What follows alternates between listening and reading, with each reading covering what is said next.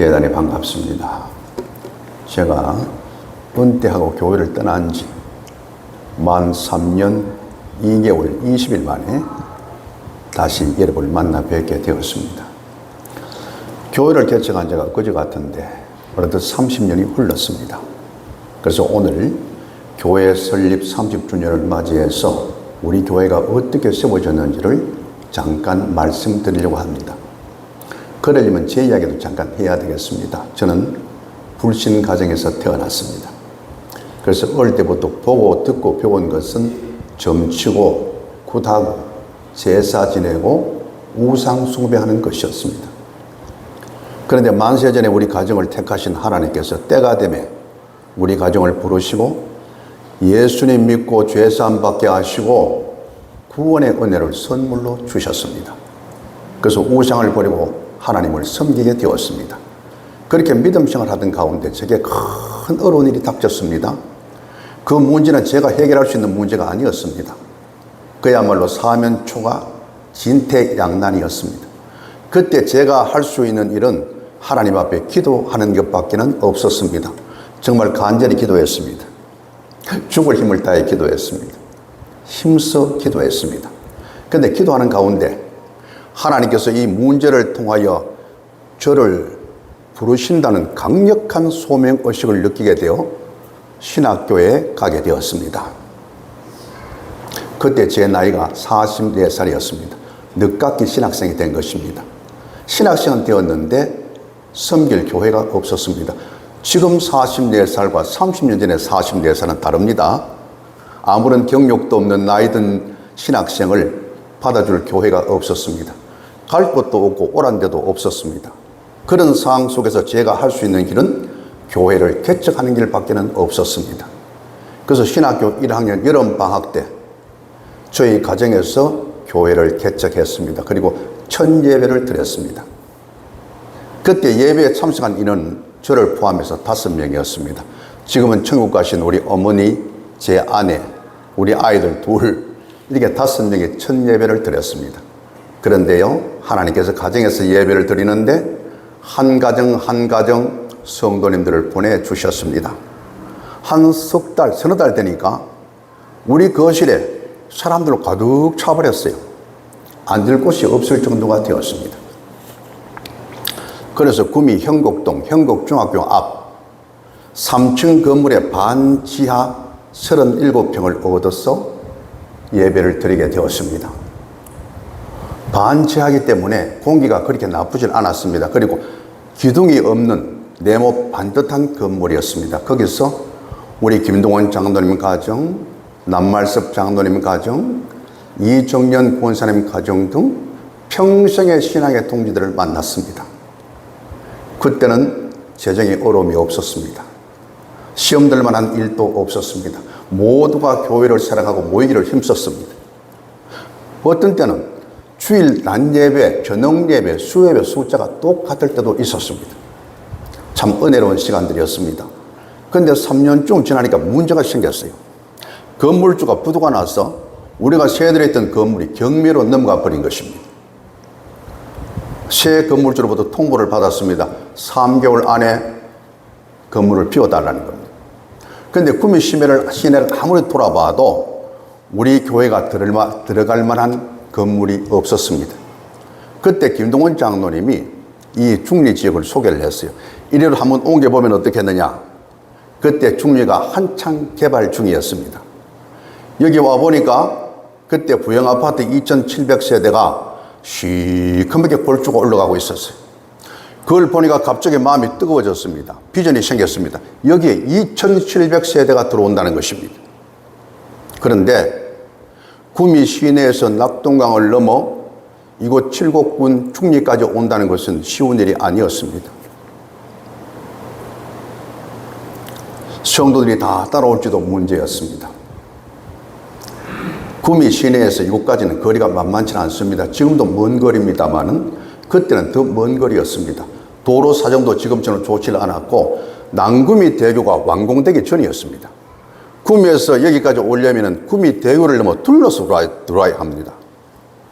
그런데 하나님의 은혜로 대부분의 성도님들이 다 따라와 주었습니다.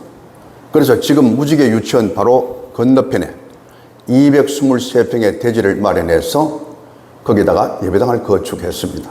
그런데 예배당이 컸습니다. 예배당 평수가 100평이었습니다. 이만합니다.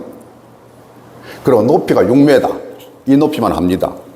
조립식 건물이지만은 건물이 웅장했습니다. 그 옆에는 식당 겸 사무실로 한 3, 40평 부속 건물을 지었습니다. 그때 저 중동교회 장로님이 우리 교회당을 와보고 하시는 말씀이 대교회로세. 대교회. 기분이 안 나빴습니다. 그런데 한 몇 년이 지나니까 이 근처에 4, 5층짜리 건물들이 막 들어서기 시작했습니다. 그러니까 교회당이 파묻혀버렸어요. 멀리서 보면 십자가는 보이는데 교회는 못 찾겠더라. 이런 말이 들려오기를 시작했습니다. 그리고 조립식 건물로서의 한계가 있었습니다.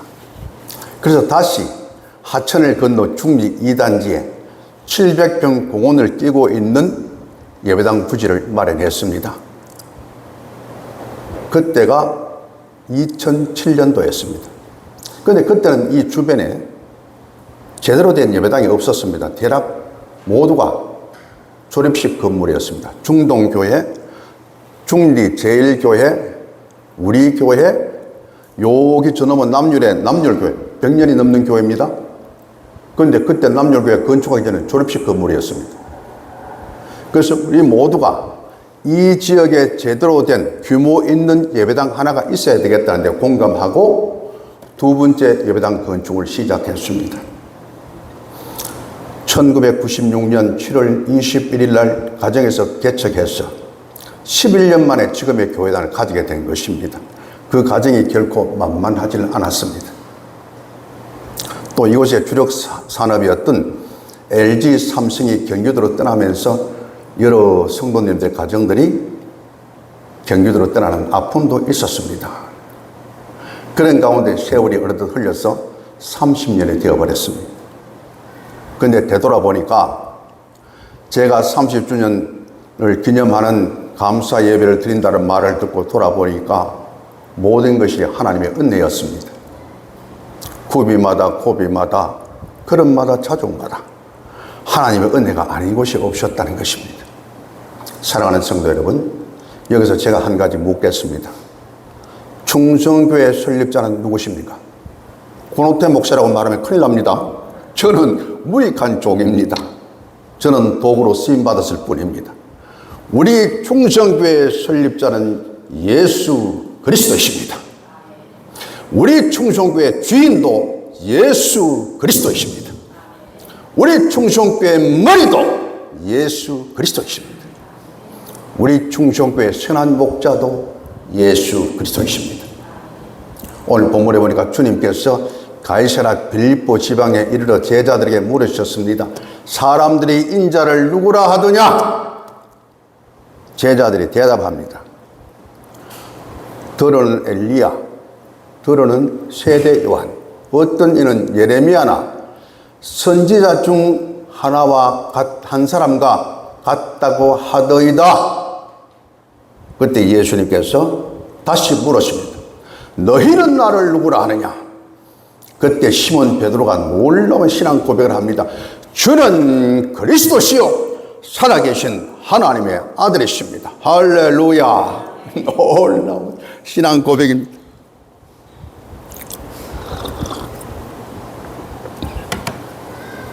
이 고백은 모든 신앙 고백의 핵심이 되는 고백입니다. 그리고 훗날 사도신경에 요점에 되는 고백입니다. 주는 나와의 관계에서 나를 죄와 사망과 저주와 심판에서 구원하실 구주 곧 그리스도가 되시고 하나님과의 관계에서는 살아계신 하나님의 아들이 되십니다. 정확한 신앙 고백입니다. 그리고 그리스도라는 말은 헬라어로 기름 부음 받은 자라는 뜻입니다. 구약의 메시아와 같은 뜻입니다.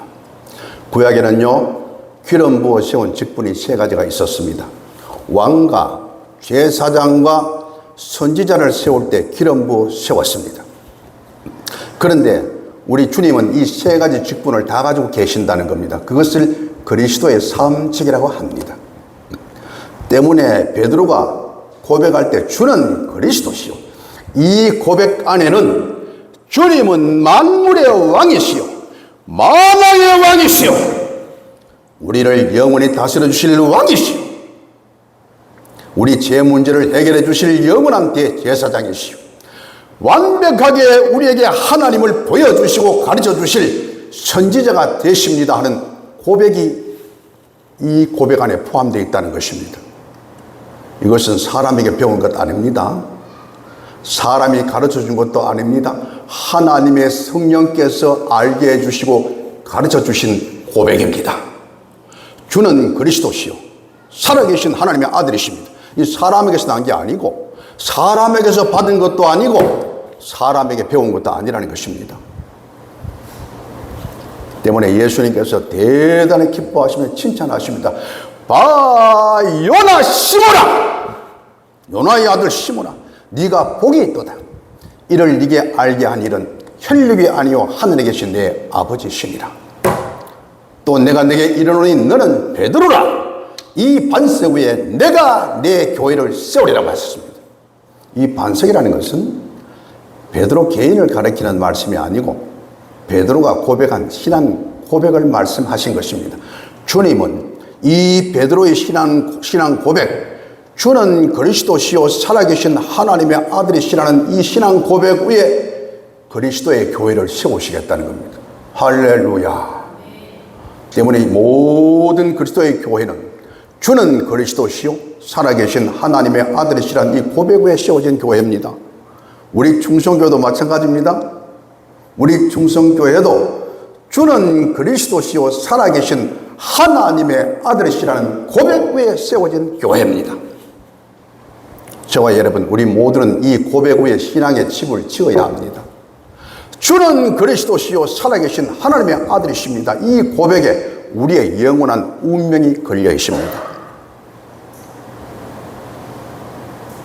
이 고백 위에 세워진 교회는 음부의 권세가 이기지 못하리라. 음부의 권세라는 것은 사단의 세력을 말합니다. 여러분 교회마다 시험이 있습니다. 10명 모이는 교회는 10명이 감당해야 될 시험이 있고요. 100명이 모이는 교회는 100명이 감당해야 될 시험이 있고요. 1000명이 모이는 교회는 1000명이 감당해야 될 시험이 있습니다. 왜 그럴까요? 사단이 살아있기 때문입니다. 이놈은 예수님께서 우리 죄를 위하여 죽으시고 장사한 지 사흘 만에 다시 부활하실 때 사단의 대가리가 끼어졌습니다. 창세기 3장 15절 말씀이 성취된 것입니다. 그런데 이놈은 치명타를 입었습니다. 대가리가 끼어졌습니다.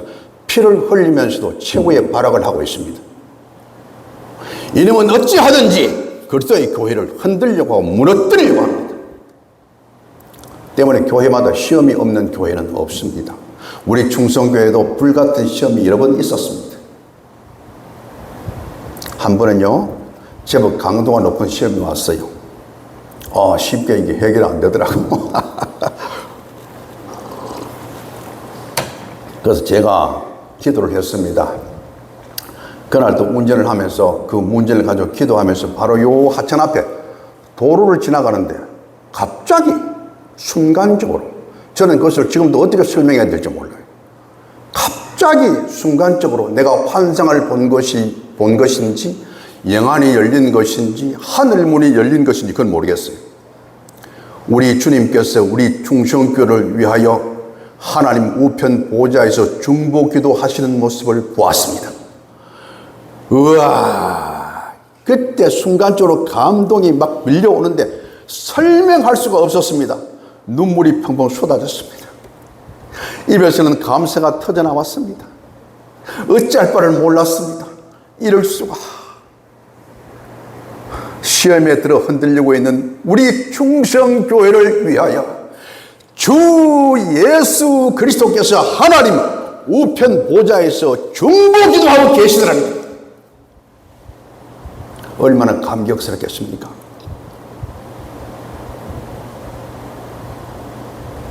어디 한적한 곳에 차를 세워놓고 기도해야 되겠다 이런 마음이 드는 순간 또 다른 한편에는 지나가는 사람이 나를 보구나, 지나가는 운전자들이 나를 보면 미쳤다고 하지 않을까, 아니, 차 유리에 썬팅이 돼서 잘 안 보일 텐데 왜 그런 마음이 드는지 몰라요. 그래 제 스스로 그만 그 감정을 억제해 버렸습니다. 훗날 생각하니까 두고두고 후회가 됩니다. 그때 그 하나님께서 주신 감동을 가지고 기도했더라면 놀라운 하나님의 은사를 또 받았을지도 모르는데 그때 내가 왜 그랬을까? 근데 여러분, 한 가지 분명한 것이 있습니다. 우리 충성교회는 사람들이 많이 모이는 대형 교회가 아닙니다. 이름난 유명 교회도 아닙니다. 그런데 한 가지 분명한 것은 우리 주님께서 중보기도하고 계시는 교회라는 것입니다. 우리 충성교회는 예수님의 중보기도가 있는 교회입니다. 그리고 우리 충성교회는 주는 그리스도시요 살아계신 하나님의 아들이시라는 믿음의 고백 위에 세워진 교회입니다. 때문에 음부의 권세가 이기지 못하는 교회입니다. 할렐루야. 지금까지 이기게 해주신 주님께서 앞으로도 이기게 해주실 줄로 믿습니다. 여러분, 사도행전 20장 28절에 보니까 교회를 자기 피로 사신 교회라고 그랬어요. 이건 천지창조가 어떻게 이루어졌죠? 하나님의 말씀 한마디로 이루어졌습니다. 있으라 하신 즉 있게 되었습니다. 그런데 그리스도의 교회는 하나님께서 자기 아들의 피로 값주고 사셨다는 것입니다. 여기에 교회의 영광이 있는 것입니다. 에베소서 5장 27절에 보니까 영광스러운 교회라고 그랬습니다. 이 세상에 교회보다 더 영광스러운 곳은 없습니다. 교회보다 더 귀한 것은 없습니다. 하나님의 관심과 눈은 그리스도의 교회에 있습니다.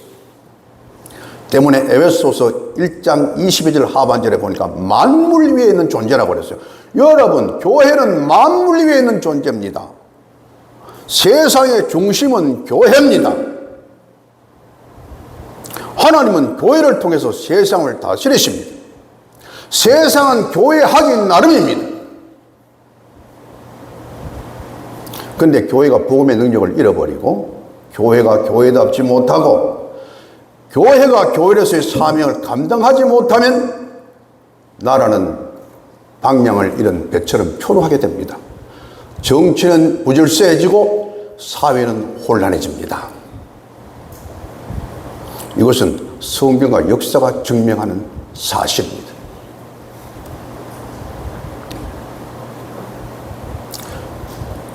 그런데 오늘 한국교회 안에 서로의 다름을 인정하고 타 종교와 연합하자는 종교다원주의가 한국교회 안에 깊숙이 들어와 있습니다. 종교다원주의는 모든 종교에 궁극적인 실체가 있다고 주장합니다. 모든 종교에 궁극적인 실체가 있다는 것은 모든 종교에 구원이 있다는 말입니다. 이것은 성경의 진리를 정면으로 대적하는 겁니다. 이것은 기독교의 심장인 그리스도의 유일성을 정면으로 부인하는 것입니다. 사랑하는 성도 여러분, 이 성경은 우리에게 예수 믿어야 구원받는다는 것을 가르쳐주는 책입니다. 이 성경은 믿음과 구원을 가르쳐주는 책입니다. 성경은 예수님께서 나 위하여 사람 되셨고 나 위하여 죽으셨고 나 위하여 부활하셨다는 것을 가르쳐주는 책입니다. 성경은 사도행전 4장 12절을 우리에게 가르쳐주는 책입니다. 다른 이로서는 구원을 얻을 수 없나니 천하 인간에 구원 얻을 만한 다른 이름을 우리에게 주신 일이 없느니라. 이걸 가르쳐주는 책입니다. 그런데 말입니다. 앞으로는 앞에서는 오직 예수를 외칩니다. 여러분 잘 생각해 보세요. 앞에서는 오직 예수 믿어야 구원받는다고 말합니다. 그런데 뒤로는 종교다원주의자들과 손을 잡고 종교일치 운동을 하는 자들이 있다는 것입니다.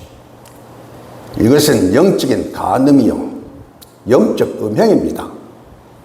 이것은 십자가의 도를 배반하는 배도요 반역입니다.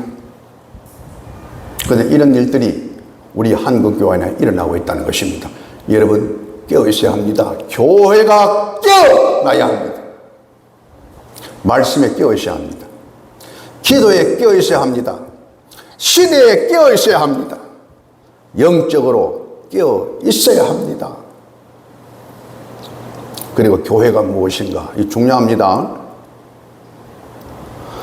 고린도전서 12장 27절에 보니까 너희는 그리스도의 몸이요 지체 각 부분이라고 그랬습니다. 교회를 그리스도의 몸이라고 그랬어요. 여러분 우리 한 사람 한 사람은 그 지체 각 부분이라고 말씀하신 것입니다. 교회의 신학적 정의는 이렇습니다. 여러분 잘 들어보시기 바랍니다. 꼭 여러분 기억하셔야 돼요. 교회의 신학적 정의는 예수 그리스도의 이름으로 부름을 받아 예수 그리스도의 피로 씻김을 받고 예수 그리스도의 몸에 신기운 사람들의 공동체, 그게 교회라는 겁니다. 여러분 교회가 뭐라고요? 예수 그리스도의 이름으로 부름을 받아 예수 그리스도의 피로 씻김을 받고 예수 그리스도라는 몸에 심기워진 사람들의 모임, 공동체가 교회라는 것입니다. 여러분 교회는 조직이 아닙니다. 건물이 아닙니다. 프로그램이 아닙니다. 부름받아 그리스도의 피로 씻김받고 그리스도의 몸에 심기워진 자들의 모임이 교회라는 것입니다. 놀라운 일입니다.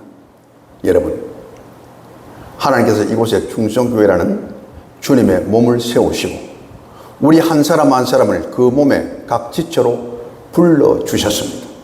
왜 그랬을까요? 왜 부르셨을까요? 이 중리 지역에 우리 충성교회를 통해서 구원받아야 될 영혼들이 있기 때문입니다. 할렐루야. 제가 여러분의 이해를 돕기 위해서 저 전라도 광주 그 밑에 내려가면 화순 거기에 무등산을 2개 넘어 있는 그 산골 교회에 있는 수말리 교회 이야기를 잠깐 들려드리려고 합니다. 여러분 수말리 교회 이야기 들어보셨어요? 들어보신 분 계십니까? 그럼 한 번 더 들어보십시오. 1990년도에 전국 목회자 간정수기 공모전이 있었습니다. 거기에 상금이 1천만 원입니다. 여러분 36년 전에 상금이 1천만 원이라 1천만 원 고려 전국 목회자 간증수기 공모전에서 1등한 간증수기가 이덕진 목사님이라는 분이 쓴 빛 가운데 사로잡혀라는 간증수기였습니다. 이덕진 목사님은요 고등학교 선생님으로 10년 동안 교직에 있다가 빛을 보았습니다. 빛 가운데 나타나신 하나님을 만났습니다. 그래서 은혜 받고 목사가 되었습니다. 그래서 그 자기의 간증을 수기로 써내는데 이게 1등이 됐다는 겁니다. 그래서 이 수기가 책으로 나왔어요. 그때부터 이곳저곳에서 집회가 들어오기 시작했습니다. 집회 요청이. 하루는 교회에 있는데 어제 전화가 왔더랍니다. 그 이덕진 목사님 계십니까? 예, 전대요. 그렇습니까? 나는 아무개 목사인데 목사님 우리 교회에 오셔서 집회를 좀 인도해달라는 몇 월 며칠부터 몇 월 며칠까지. 그리고 거기가 어딘데요? 하니까 전라도 광주 아십니까? 이러면서. 그리고 목사님도 광주 모르는 사람이십니까? 그 밑에 화순이라고 있는데 아십니까? 들어는 봤는데 못 가봤습니다. 근데 그 하순을 넘어 무등산 능선을 2개 넘어가는데 머리가 좀 띵합니다. 예? 거기에 물이 말리나 흐른다는 수말리라는 말이 있는데요. 거기는 교회입니다. 근데 교인은 5명밖에 없습니다. 교인 5명인데 와서 부흥회를 인도해달라는 겁니다. 근데 그 교인도 목사님, 사모님, 아들, 딸, 외부 교회는 한 사람밖에 없어. 그 사람도 온전한 교인이 아니라 거기에 화재민 교회에 초등학교가 있는데 총 인원이 15명, 벌써 폐고대가 없답니다. 15명인데 선생님이 2분이라. 한 분은 예수 믿는 분이고 한 분은 예수 안 믿는 분이라. 그래서 예수 믿는 선생님이 토요일날 광주 나가면 교인 없고, 당직이라서 학교에서 자면 교인 있고, 그래서 5명이라는 거예요. 5명인데 우리 교회 와서 집회를 좀 해달라는 거예요. 기가 막힙니다. 그래서 그럴 때는 목사님들이 하는 말이 있습니다. 저 기도해 보겠습니다. 우리 목사님 하는 말이 있습니다. 기도할 필요 없으면 기도는 내가 다 해놨습니다. 오시면 하면 됩니다. 완전 고습니다. 예, 그래도 오시면 하면 된다니까요. 순종만 하면 돼요. 그런데 하루 일찍 와야 돼요. 하루 전에 와야 된다는 거예요. 왜냐하면 목사님이 전도해서 집회하면 됩니다. 아니, 강사가 가지고 사람 모아가 집회하면 된다는 거죠. 자기들이 사람 모으는 게 아니고 목사님이 오셔서 전도하고 집회하면 됩니다. 그런데 묘한 여운을 넘깁니다. 내가 목사님 간증 테이프를 들어보니까 목사님이 나처럼 하나님 만나신 분 같은데 하나님 만나신 분은 오실 줄로 믿습니다. 그러면 안 가면 하나님 안 만난 게 된다 이 말이거든. 뭐 별난 사람이 다 했던 말도 안 되는 소리. 그 전화를 끊었어. 갈 마음이 1도 없어요. 그런데 기도만 하면 딴 기도는 다 잘려버리고 강조하십니까? 화순하십니까? 자꾸 그 소리만 들리는 겁니다. 야, 큰일 났다. 그럼 내가 가야 된단 말이가. 이게 하나님께서 가라고 하시는가? 그런데 아무리 생각해도 혼자서는 자신이 없어요. 그런데 이때 이 목사님이 교도소 교정 선교를 했는데 전국 38개 교도소 연합 집회를 할 때 이 목사님이 강사로 가셔서 자기가 빛 가운데 만났던 하나님을 간증했습니다. 그런데 그때마다 그 연합 집회를 도와주시는 분들이 있어요. 그런데 자기 교회 교인은 아닌데 그 고집사님이라는 분에게 전화를 했습니다. 이 고집사님이라는 분은 여의도에 있는 큰 교회 안수 집사님인데 연합 집회가 있을 때마다 봉사를 하시는 분입니다. 그걸 집사님, 아니, 목사님 웬일이십니까? 저 따라서 집회를 좀 가야 되겠는데요. 어느 교도소입니까? 아니, 교도소가 아니고요. 그리고 광주 아십니까? 또 이래가지고 이야기를 하니까 목사님이 가자고 하면 가야지요. 근데 제가 뭘 준비하면 되겠습니까? 선교비로 한 300만 원 준비하시고요. 산을 2개를 넘어야 된다 하니까 밑이 좀 높은 튼튼한 차를 하나 준비하시면 되겠습니까? 근데 부담이 안 되겠습니까? 물으니까 아이고, 지가 먹고 살 만큼 버려놓은 거 목사님 아시지 않습니까? 언제든지 순종할 준비가 되어 있습니다. 이래가 항상 끌어들였어. 그래도 둘 가지고는 안 되겠어. 그 송장놈이라는 분에게 또 전화를 했습니다. 이분은 커튼 하시는 분인데 커튼 이런 부인에게 다 맡겨놓고 16mm 영상에 서가지고 불타는 지옥 이런 거 담아가지고 교도소에 가서 막 틀어주면서 회개하라고 외치는 분이라 아주 열정이 대단하신 분입니다. 또 이분에게 전화했습니다. 아이고, 목사님 웬일이십니까? 그래, 요즘 영상이 잘 돌아갑니까? 잘 돌아갑니다. 얘하고 집회를 좀 가야 되겠습니까? 어느 교도소입니까? 이게 교도소가 아니고 또 강조하십니까? 이래가지고 또 끌어들였어.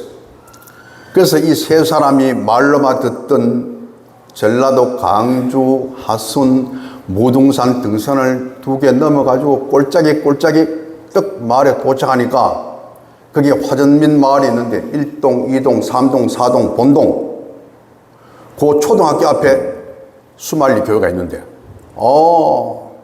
교회가 얼마나 예쁘게 지어진지 몰라. 깐충하게 지어졌어. 이상하다. 이 산골짜기에 어떻게 예배당을 이렇게 잘 지었을까? 어떻게 이렇게 예쁘게 잘 지었을까? 교인이 5명밖에 없다는데. 응? 이상하다. 빵빵 하니까 목사님이 툭 나오시네. 깜짝 놀랐어. 보니까 목사님이 앞을 못 보는 맹인이라. 근데 목사님 하시는 말씀이 놀랬어? 놀랬지. 이야기를 안 했으니까. 그런데 목발을 짚고 섰는데 허벅지 밑으로 다리가 없어. 그래 바지가 덜렁덜렁 하는 거예요. 그래서 세 사람이 완전 쫄아버렸어.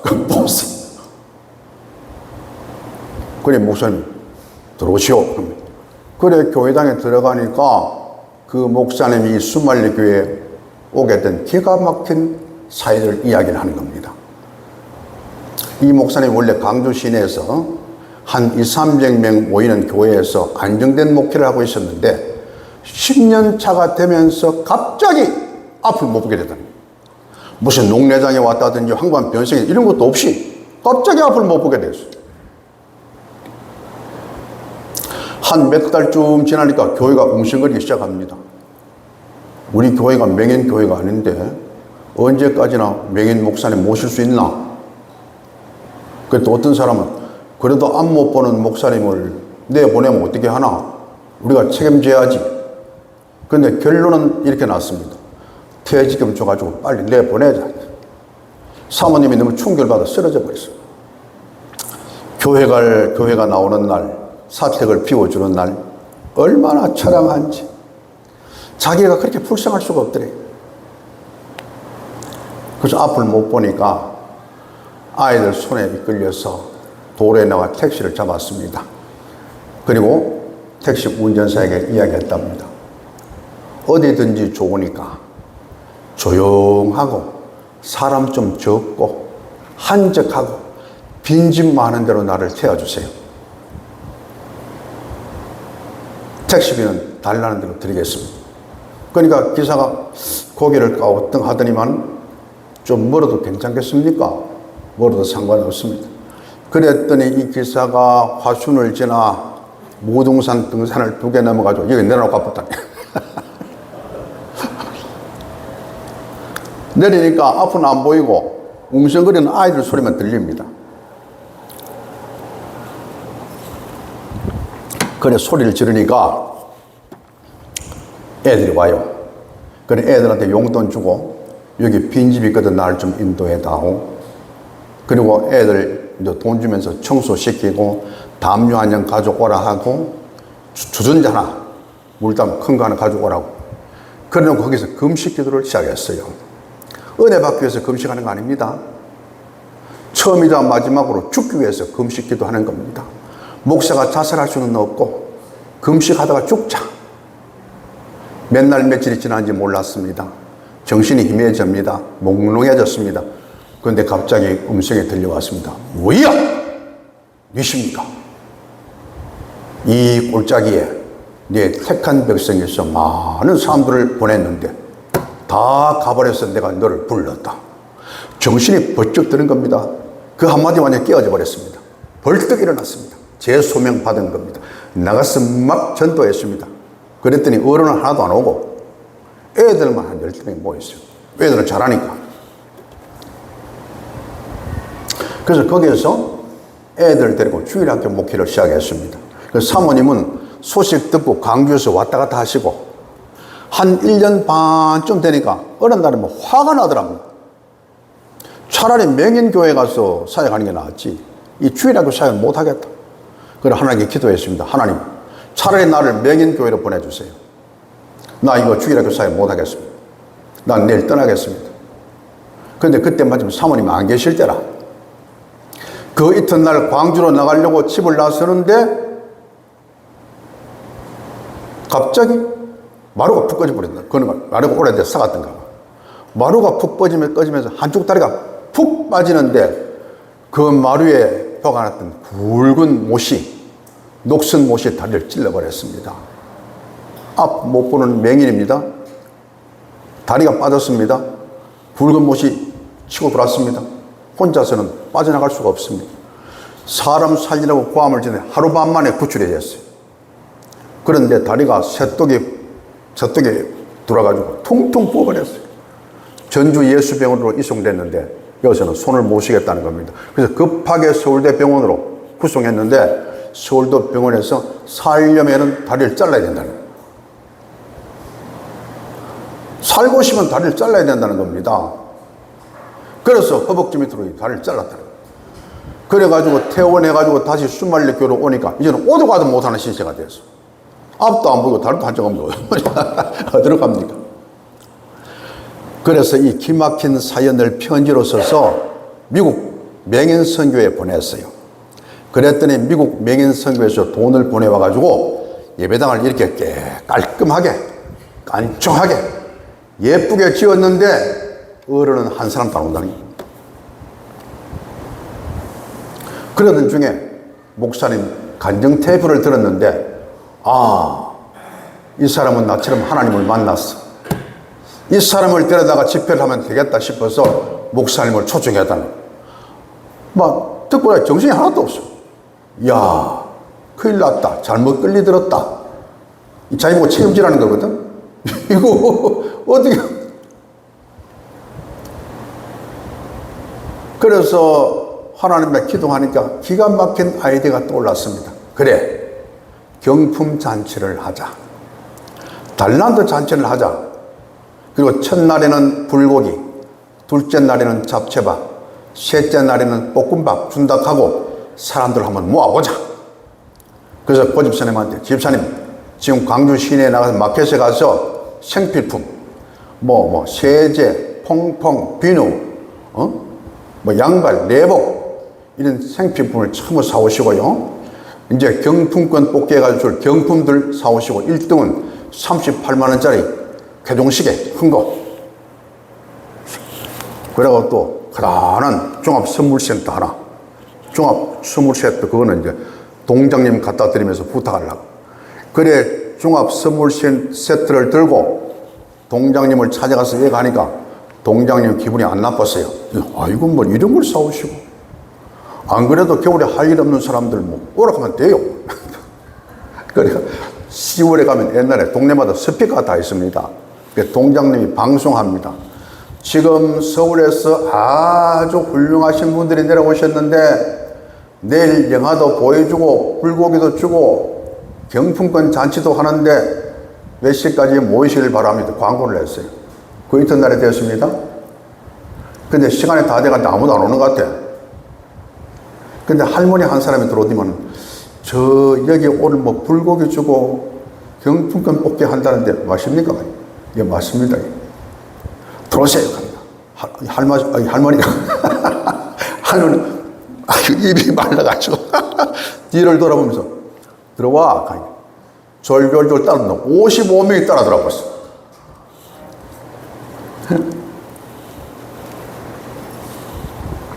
그래, 첫날 집회를 하는데 첫날 집회는 촌충간증.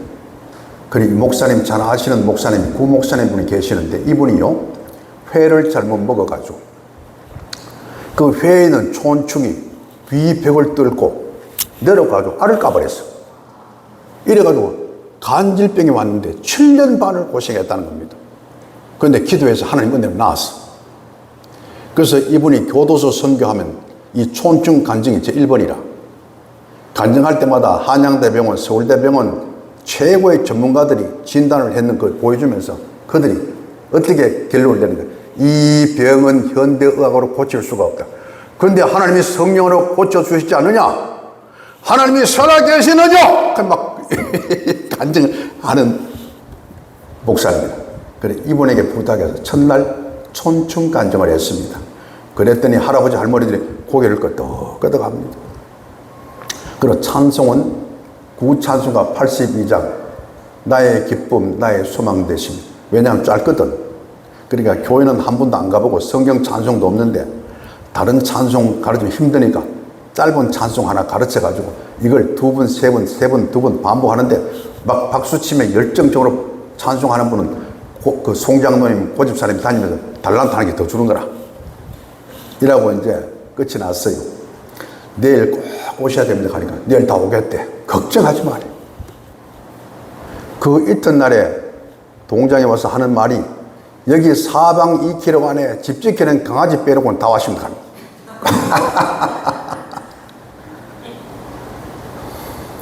그래가지고 불타는 지옥 방송하려고 하는데 아이고 장로님 불타면 안 됩니다. 좀 재밌는 거 없습니까? 이기풍 목사님 제주 선교 일대기 가는 게 있다 하는 거예요. 그거 한번 틀어주세요. 그걸 틀어주니까 얼마나 좋아하는지 깔깔깔 웃으면 그때 안 믿는 세계에는 영상 필름 전도가 아주 효과적이구나. 그걸 알았다는 거예요. 이래가 또 끝나고 난 뒤에 82장 나의 기쁨, 나의 소망 되시면 또 한 2번, 3번, 3번 더 부르고 내일도 꼭 오셔야 됩니다 하니까 걱정하지 말래. 그래 마지막 날이 되었습니다. 그래서 이덕진 목사님이 자기 간증을 했습니다. 나는 고등학교 선생님으로 10년 동안 교직에 몸담고 있다가 빛 가운데 나타나신 하나님을 만나고 이렇게 목사가 되었습니다. 그리고 쭉 간증을 하고 여러분 예수님 믿고 꼭 구원 받으시길 바랍니다.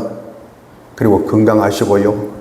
그리고 마지막으로 또 82장 나의 기쁨 나의 소망 되시면 찬송하려고 하는데 할머니 한 분이 우리도 아는 찬송이 있는데요. 아니 아는 찬송이 있다고요? 이래봬도 우리 다 주일학교 출신들이에요. 깜짝 놀랐어요.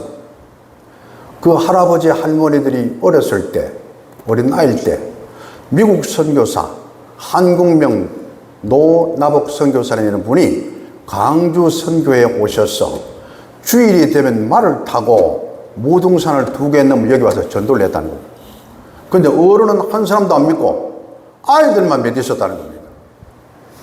그래 7년이 지나고 이 노나복 선교사님이 본고로 돌아가게 되었어요. 그래서 그 어린 아이들을 모아놓고 서툰 한국말로 울면서 기도했다는 겁니다. 하나님 아버지, 제가 이 조선 땅에 와서 주일마다 말을 타고 무등산을 2개 넘어서 전도를 했는데 어른은 한 사람도 전도 못하고 이 어린 것들밖에 없습니다. 이 어린 것들의 평생을 하나님 책임져 주소 울면서 기도가 갔다는 겁니다. 그때 배운 찬송이 구찬송가 411장 예수 사랑하시면 거룩하신 말일세. 우리들은 약하나 예수 권세만 도다. 이 배웠다. 그 찬송 지금도 합니까? 하고 말고요. 그래서 이 찬송을 예수 사랑하심을 찬송을 합니다. 그런데 성령님이 역사하십니다. 이 찬송을 멈출 수가 없었어요. 1시간 반 동안 반주도 없는데 찬송하고 기도하고 찬송을 다 버려요. 그날 평생 예수 믿기로 작정한 사람들이 45명.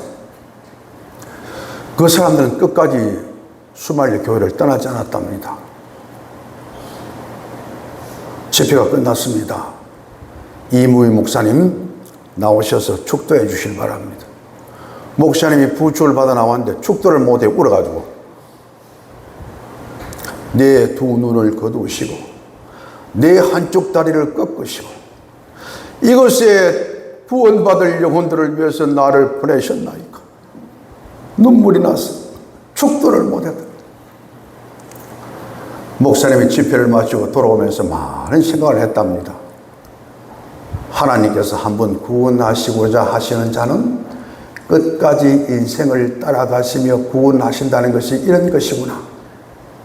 야, 정신 똑바로 차려야 되겠다.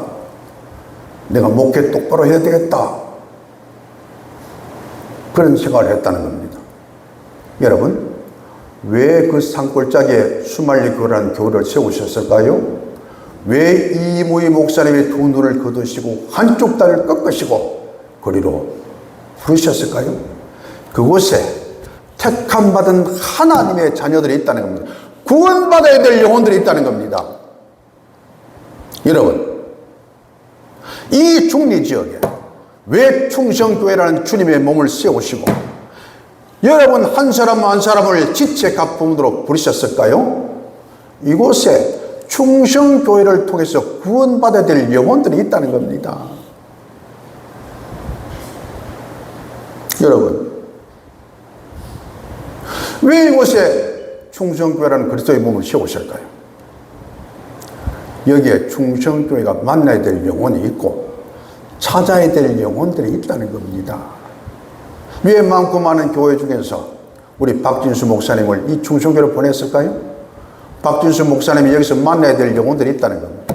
박진수 목사님의 복음 설교를 통해서 구원받아야 될 영혼들이 있다는 겁니다. 왜 우리 충성교회를 구미 시내에서 이 중류로 인도해 드렸을까요? 이 중류 지역에 우리의 교회를 통하여 구원받아야 될 영혼들이 있기 때문이라는 것입니다. 이 부르심의 소명에 끝까지 충성하시는 충성교회 권속들 되기를 바랍니다.